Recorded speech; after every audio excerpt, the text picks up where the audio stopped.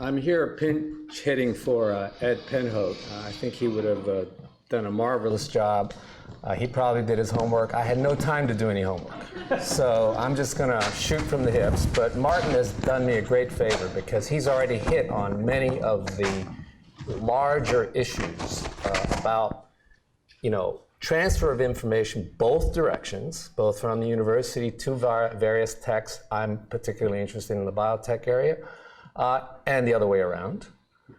I want to make one point before I forget, which is on Martin's last slide, which is that the UC system and public universities are a center for many of these great ideas that come out of research universities. But I want to make another point, because you can say, well, hey, that's also happening at Harvard, MIT, and so on and so forth, which is absolutely true. The one thing, though, that I've noticed, and especially when I was president of the Howard Hughes, when I was judging a lot of the science that actually gets transferred to become the biotech companies, is what the let me put it this way. In biochemistry, I would call it the specific activity, which is how much are you getting for your bang for your buck. And guess what? Public universities get a lot more bang for their buck. And that's something that people tend to forget. Yes, there's fantastic stuff coming out of the private universities, and I was trained at many of them, but it costs a lot more per idea.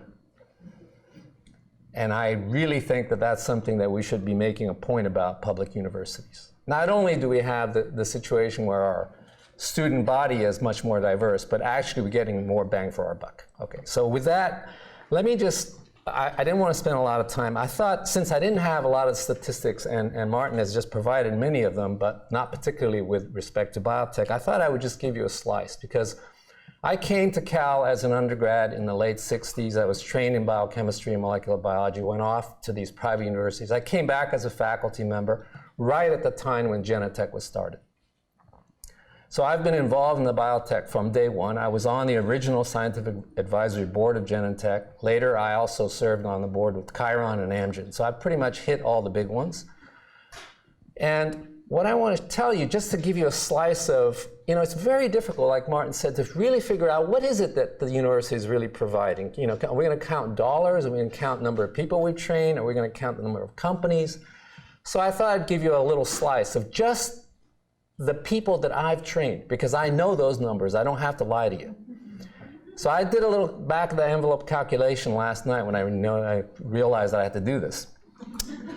That I've trained about 120 students and postdocs in my career at Cal.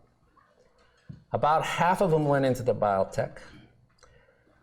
I started counting up what those companies are now worth, and it comes to about $5 to $10 billion.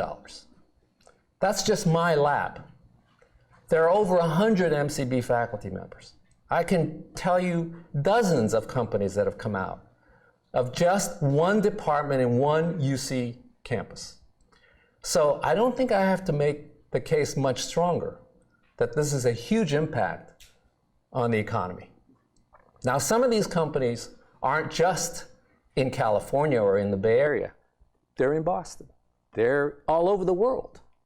So I think we are having a huge impact in society. Now, because we're in biotech, we not only are creating economies. If I start counting how many people have I hired into these companies, it's thousands, tens of thousands.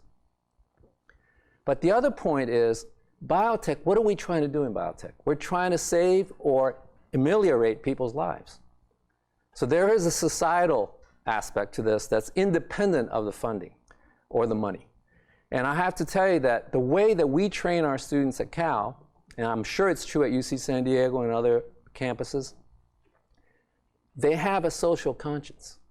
They're not going into biotech just because they want to make money. In fact, most of them are going into biotech because they want to solve a biological problem, solve a disease. They have a family member that has Alzheimer's, or they have cancer, or whatever it is.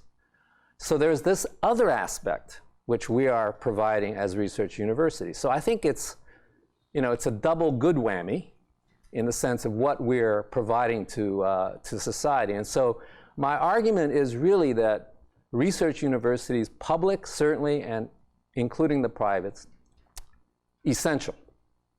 That's all I have to say.